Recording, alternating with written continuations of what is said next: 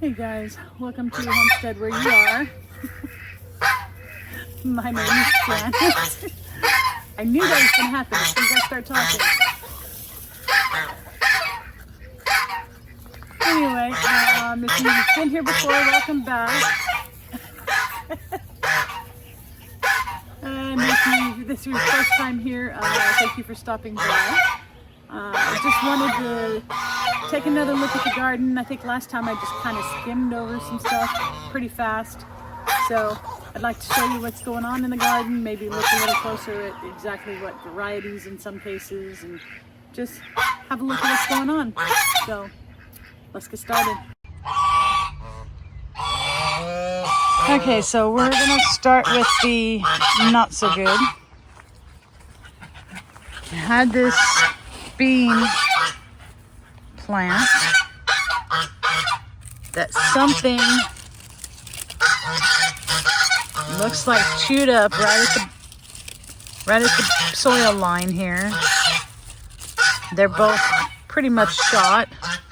You can see they're dying. They're slowly, I think one of them, because there's another root there, is trying. So you'll see a few healthy ones in between. That's why I haven't pulled anything yet. I'm trying to see what's going to come back. But I have pulled back the soils. I've looked for any kind of signs of anything. I can't find anything anywhere. I put diatomaceous earth around. I don't know. But anyway, then 2 days later, my squash plant started doing this. And yes, it's been watered. It appears as though the root is still okay, at least for now anyway. At least where I can tell. I'm afraid to dig it up too much. I didn't water it yesterday in case it was like root rot or something, which I don't think it is. But anyway, I'm going to go ahead and water it today and see what happens. But I may lose that one. But that's the only, I guess, two bad ones so far. We do have our neighbors next door. They had to have a new septic put in or something. Things were being disturbed over there. And every time they do that, we do see some mice. So in case that's what it was, my husband put these couple of mouse traps out just to see, but I don't know. So we'll just have to see what happens. But anyway, if you go around to the other side,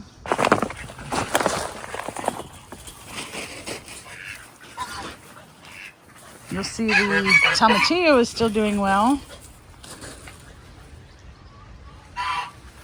It's getting some pods on it, several of them. And as I said before, that was a volunteer.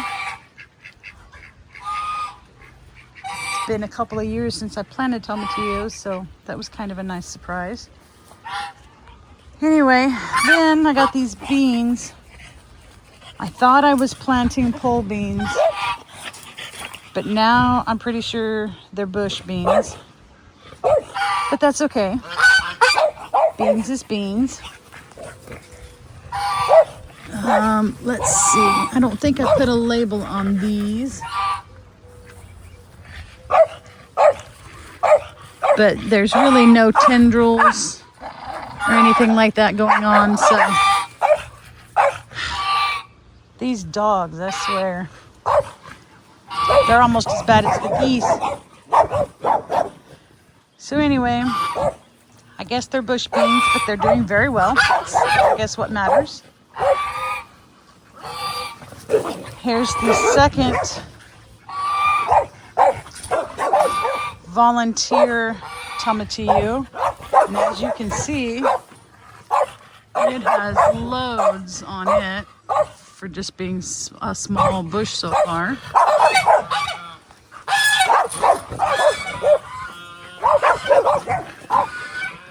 And then I have 2 tomato plants here. This one is a beefsteak. That one is also a beefsteak. Now, most of the people in my area are actually, picking their stuff. They're harvesting already.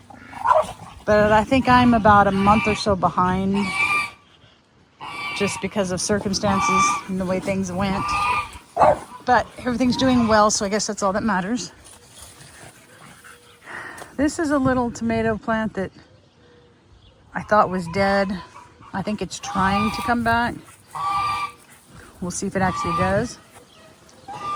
Looks like I have a couple of beans I need to pick. I do have, I think it's 2 or 3 pole beans planted right there.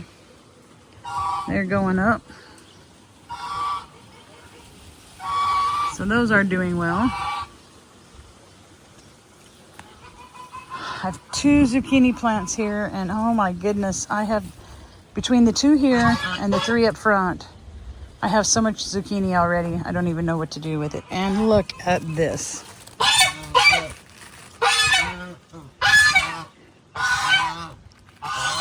It's absolutely crazy. Let's see this one. So anyway, the zucchini just exploded, as you can see. All right, so then we're gonna move over here, and you see I have watermelon sprawling out the beds, taking over to the other side, into the walkways. This was 3 plants. So I put one kind of towards the end right here, one in the middle, and one towards the end down there. And they always had trouble with watermelon. Seems like they would always get started. They would just get, so big, not very big at all. And then they would always die. Not sure what I was doing wrong. But anyway, these are yellow watermelon. So I'm kind of stoked about that. See if I can find one of the tags. Here we go.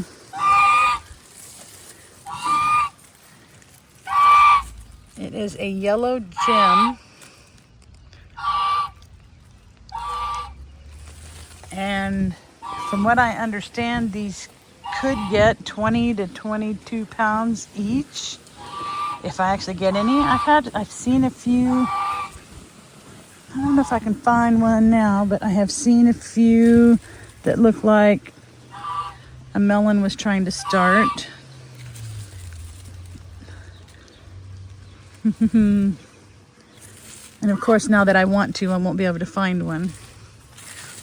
But there's several. But anyway, I don't want to prune this until I see some actual melons. Because of the male and female flowers, I don't want to cut off and end up not getting anything. So I have a tomato plant that's growing out of the middle of this one right here. So that's pretty interesting. But as you can see, I mean, they're starting to really sprawl out all the way down. I even took a couple of the vines and went up the trellis just because they were in the way.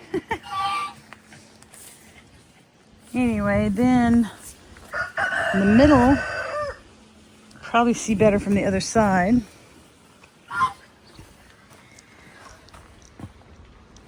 I have cucumbers growing down the middle on the trellis. These are Marketmore cucumbers. But in front of those, I also have some pepper plants. And I'm getting some peppers. Let's see if you can see that. These are, I think all of these are bell peppers. Yeah.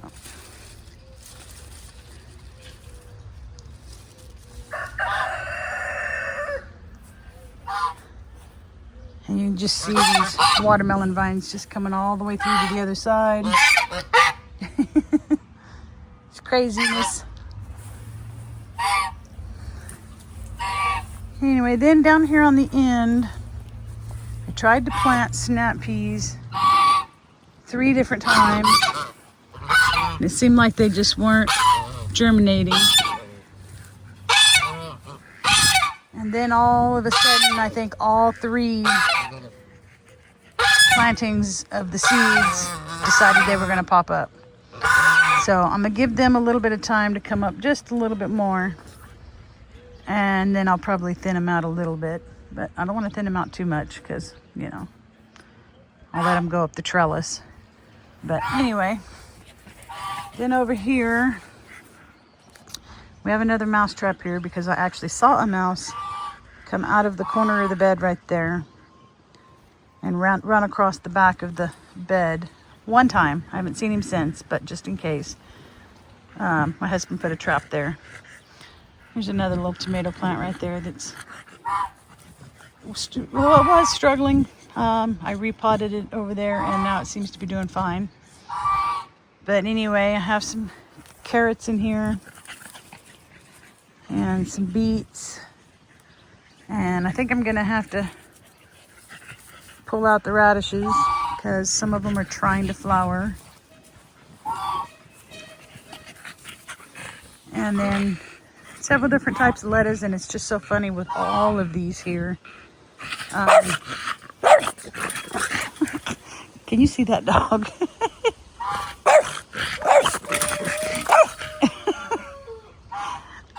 Anyway, I have been almost every day kind of thinning out and harvesting some of the lettuce for the tortoises. And every day when I come back, you can't even tell that I've disturbed them. They just come back nice and lush every time. So, and that's mainly what I grew them for. I mean, if we want to sell it, I will pick them and stuff. But those tortoises eat a lot of greens. So I'm actually going to be planting for fall and then starting into next year another 2x4 bed, one of those little round ones or oval. That's going to be nothing but salad greens. And then the onions. I'm kind of excited about this. I'm hopeful. I want to see if I actually get any decent sized onions because that is another thing that I have not been able to grow very well. So we shall see. Over here, I have, I think it's 6 tomato plants across this bed in the back. And they are, you know, like that's a Rutgers tomato super steak. That one came out of a tomato mix package, so we don't even really know what kind it is. That one is an Opalka, which is a type of saucing Roma type tomato. Another super steak. That one is a beef steak. And then 2 more super steaks and another beef steak on the end. And I was a little worried about how these were going to do because with the shade cloth, and then we had something on the other side over here on the other side of the garden just blocking some of the sun. So I wasn't sure how it was going to do because it was pretty shaded, but I'm actually very impressed with how well they're doing.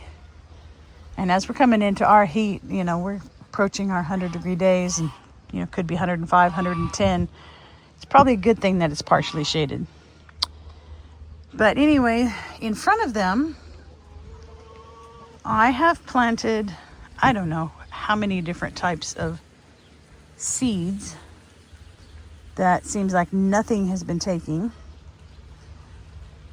And then now all of a sudden it looks like the basil finally, now that the tomatoes are, 4 foot tall, the basil has finally decided to come up. I need to pick some of these. Whoops. And of course, there's a few weeds back there too. But I'm almost afraid to pull anything because I don't know what's weeds and what's not anymore because I tried to plant so many different things. But anyway, I do have 3 jalapeno peppers over here. Those were kind of by accident. But as you can see, there's one there and one there and one there.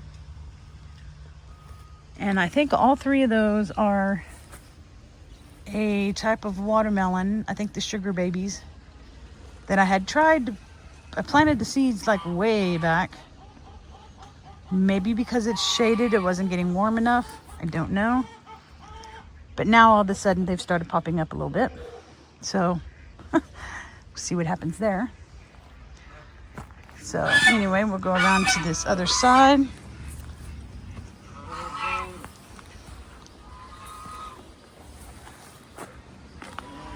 And we have some more tomatoes. Let's see, that one came from that tomato mix package. So again, I don't even know what kind it is. That one was actually struggling because the structure that my husband had right here on the back side of this was blocking pretty much all of the sun. It was really getting nothing. And the rest of these weren't getting a lot, but they were getting some. But that one was struggling. After he moved the structure, it finally started taking off. So we'll see how that goes. This one is another beefsteak. Let's see, do we have a tag down there? Well, I don't see. I think that's aroma. Let's see. It's kind of hard to tell, but I think it's aroma. And then here we have, well, I don't have a tag on this one either, so I'm not sure. And then we have this one, which, as you can see, that one definitely is some type of aroma. As a matter of fact, there's the tag. And it is aroma. Really, guys? I'm trying to film here. And then this one, you can see it's quite a bit bigger than the others. Part of that's variety, but part of that is it's the one that was not blocked by that structure. And I think it's a beefsteak, but I'm not sure.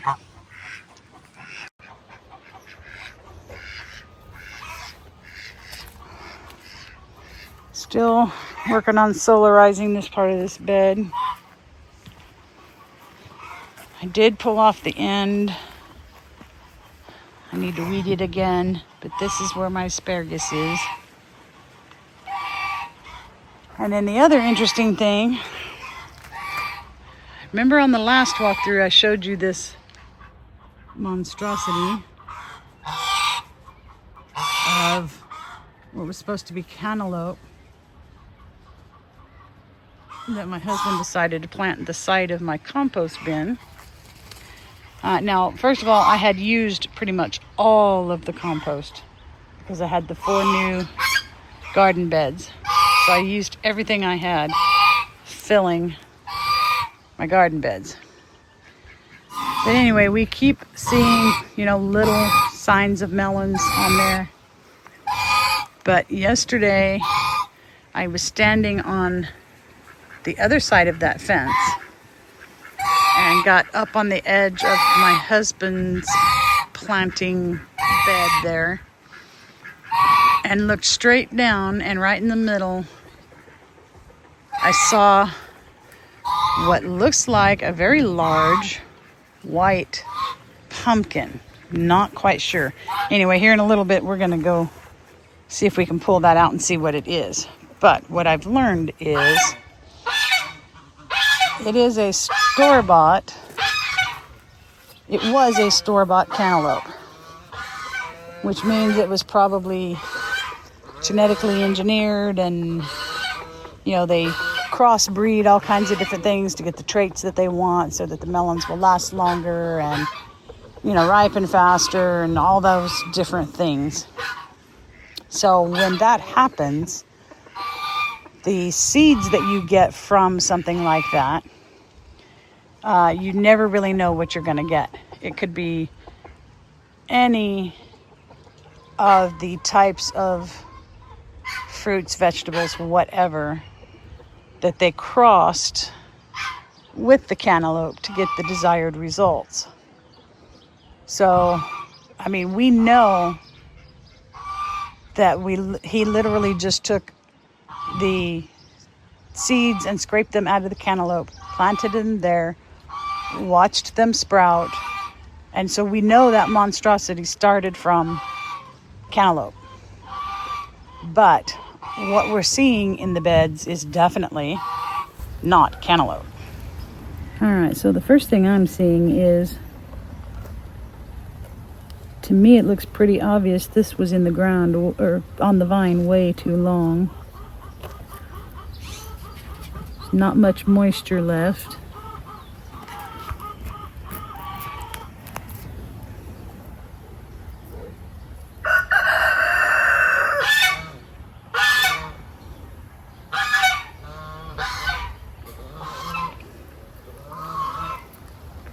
Wow, has no flavor whatsoever.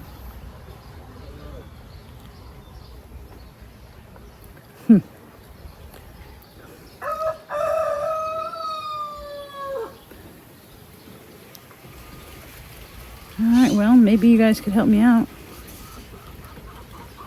Figure out what the heck this is. So, anyway, I have been working on doing some of my drip lines. Most of it's going to wait till I clear the beds out for fall, and I'll be putting lines in. But anyway, we'll go see what's going on up front. Alright, so another interesting thing. The birds had planted this seed or whatever it was. At first, I think we thought it was probably some kind of a nut. So my husband put something around it to protect it, let it grow a little bit so we could see what was going on. Turns out, let's see if I can get in here. This is a mulberry tree. Imagine that. And before I start getting a million comments, I already know they get very large. They can be very messy because of the berries that fall off the top of the tree if you don't top it off. I've already seen all the stuff about possible toxicity for dogs and all that fun stuff. So before you start slamming me in the comments, I already know all this. But anyway, I thought that was pretty interesting. I'm actually kind of excited.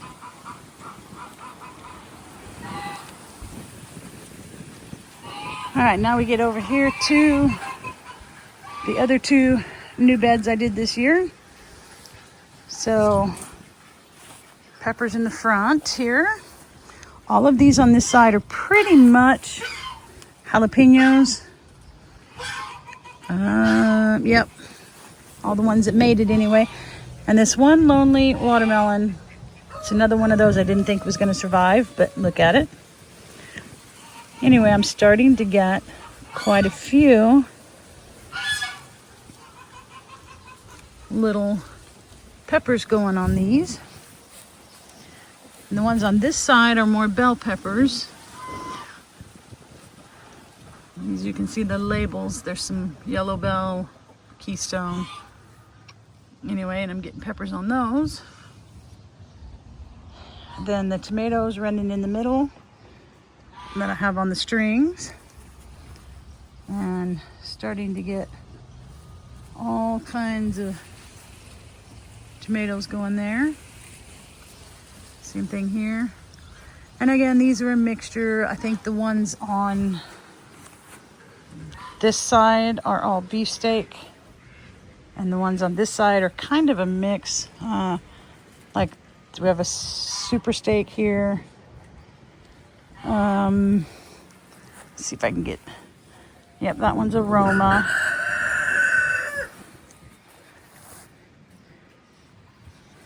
Two brandy wine, and then another Roma. But anyway, getting lots of tomatoes starting. My 2 cucumbers on the end that are supposed to go up this trellis. Oh, look. I don't know how I missed that. Anyway, I have like 4 more zucchini plants up here. Let's see. Get that leaf out of the way.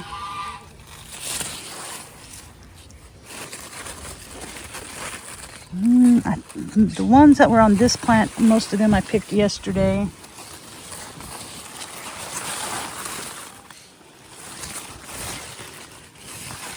So anyway, lots going on there. And then my corn, let's see if we can get a wider shot. It is starting to tassel.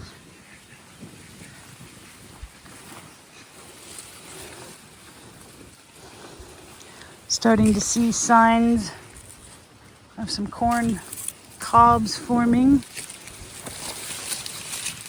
as you can see. So anxious to see how that goes.